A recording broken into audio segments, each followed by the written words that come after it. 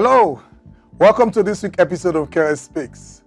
Now this week we'll be looking at a very important topic as far as growing your brand is concerned, and that is personal branding. I remember the class I had one time ago on funds management or choosing a fund manager, and we were told the 4 P's of you need to consider when choosing a fund manager.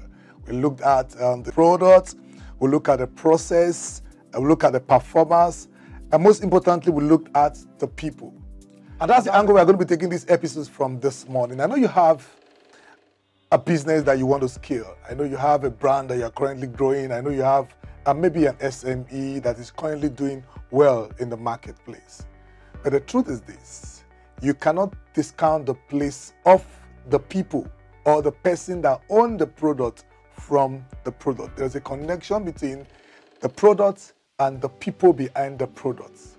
The moment you try to discount the role the people behind the product or the person behind the product plays as far as growing your brand is concerned, you'll be doing yourself a great disservice. And that's the reason why we want to take our time this episode to discuss what we call personal branding, what you need to do as the owner or as the face behind the business. Remember, we said something during the course of this teachings that branding has to do with perception. It has to do with the way people perceive you. And we keep saying it in every episode that the people's perception is not your reality.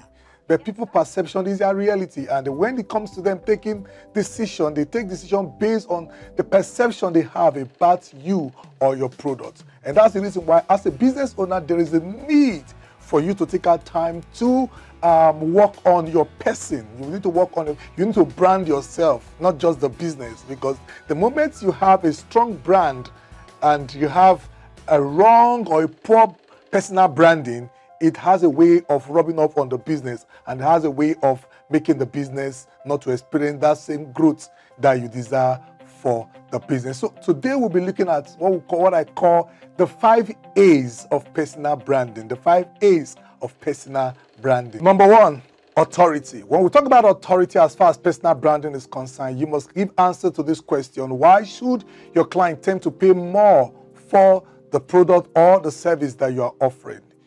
Now, for you to do this, you must ensure you do something extra to convince your client to pay more. Remember, your clients or your customers, they have a lot of options that is being thrown on their faces on a daily basis. So you must, for them to be willing to pay you more for that service, you must ensure you do something extra. You must go the extra mile to be able to convince them that this is the reason why you need to pay more for that service. Number 2 is authenticity. I get thrown away when I hear a lot of persons say that as far as social media is concerned, it's filled with so many fakeness, fake like, fake this, fake this, fake this. Yes, in the midst of the fake, do you know you can stand out? Yes, when it comes to personal branding, you must try to be authentic. People must be able to trust you. Remember, the goal is to earn the trust of our customers. The moment you earn the trust of your customer, there is a tendency that they would be willing to do business with you. Have you wondered sometimes online, just you, I'm talking about your customer, I'm talking about you. You visit some pages online and you want to buy a particular product. You like the product. The price is fair enough.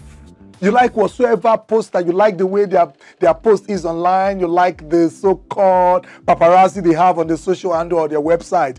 But when it comes to you wanting to pay, they'll send their account number to you. You pause for a while. You want to do a background check. You want to go extra mile to see if you are not being tricked. That is the question. That is it. So what authenticity does, it answers the question, am I being tricked? Yes, you must create a brand. You must create a perception where your customer shouldn't see you as one of the fake ones we have online. So as far as personal branding is concerned, endeavor to be authentic. Yes, be authentic. Be vulnerable. Yes, be vulnerable. You make mistakes as far as your service delivery is concerned. Own up to it. You are human. Own up to it and say, I'm sorry. Don't appear to be infallible. Don't appear to be a brand that doesn't make mistake. You make mistake as far as you are supposed to deliver the product to your customer in 2 days' time. Now it's taking you 3 days. Please own up to it. Tell the customers, please not wait till that day, or not wait for them to reach out to you. Reach out to them on time and tell them, I'm sorry, we're supposed to deliver this product to you 2 days back. In 2 days, now we're having issues with logistics. We're having issues with our operations. We can't meet up with that particular time. When you tend to do that, your customer tend to trust you. Remember, trust is a social capital. And one way for you to earn this social capital, you must be authentic. Number 3 is aspiration. Aspiration has to do with connecting to a lifestyle that is attractive to your customers or your client. Now, when it comes to this issue of aspiration, I tend to be very careful when I'm trying to explain it, because what a lot of persons see as aspiration, what a lot of persons see as connecting to a lifestyle, they tend to imitate what others are doing. You don't need to imitate a lifestyle that you cannot keep up with. You don't need to keep up with the Johnsons for you to be able to gain authenticity online or gain aspiration online. What you need to do is this. Yes, you must connect. You look at the product that you're currently offering. Look at the service you're currently offering, or the product that you have to deliver. Look out for the kind of persons that will most likely patronize you. Now, the truth is, if you are into a luxury product, you must be ready to live the luxury lifestyle. You can't be selling a luxury product and not living the luxury lifestyle. The truth is, you must be the first customer to patronize the product or the service that you are offering. Yes, the first customer. So if, for example, you are selling a luxury product, you must be that luxury customer that will patronize you. If you cannot patronize yourself, there is no need for you to sell that product. So you must ensure, when you talk about aspiration, what it entails is that you try to come up or connect with a lifestyle that befits that product that you are offering. When it comes to this issue of lifestyle, you must be intentional about it.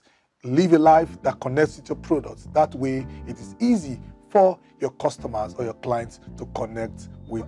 For example, I once have a tailor that makes my traditional kaftan dress. So one day I asked him, I said, I've never seen you wear this traditional kaftan before. It's always jean that you're wearing. You know what he told me? He said, I don't like wearing kaftan. I said, wow, you make kaftan for people, but you don't like wearing kaftan. Does it make sense? It doesn't make sense. Like I said, you must be the first customer for your business. It only makes sense for you to first patronize or make use of that product. That way it is easy for you to convince your client that this is the reason why you should patronize this or buy this product from me. The next one is artisanat. It's a French word, artisanat. It's a French word that got in from the word artisans, and it means craftsmanship. This simply entails the passion that you put into the particular business that you are doing. Let me tell you this. Passion is not what you say with your mouth. Passion has to do with action. Passion has to do with the aura you put as far as running your business is concerned. And you can't even tell this thing. Passion is not what you tell as a person. It's not what you announce to people. I have passion for my business. I have passion for what I'm doing. No, you are not the one that will say it. It is your client, your customers that will tell if you have passion for your business. You can't have passion for your business and in the morning by 10 a.m. you are still in bed sleeping. Your office, your shop is not opened. It is a simple way for your customers to know you don't have passion for your business. So one thing that makes customers to connect quickly or easily to your product is if you have passion for whatsoever you are doing. The truth is this: you can't really survive as a business owner if you don't have passion for whatsoever you are doing. That's why when a lot of people come to me and they ask me that they want to go into a particular business, they need my advice. The first thing I will tell them is, this something you love doing? Because what you love doing, there's a tendency that you have passion for it. After all, if the scripture says that where your treasure is, there your heart will be. So if you treasure what you're doing, there is a tendency that you put your all, your 100% into it. And no matter the daunting opposition that confronts you, there is a tendency that you will not want to back out. So you must ensure you have passion for whatsoever you are doing. Last but not the least is what I call affinity. Yes, affinity. This has to do with the humanness behind your brand. Yes, the humanness behind your brand. Like I said, we have a lot of your customers, they are faced with a lot of options to choose from. But why should they choose your brand?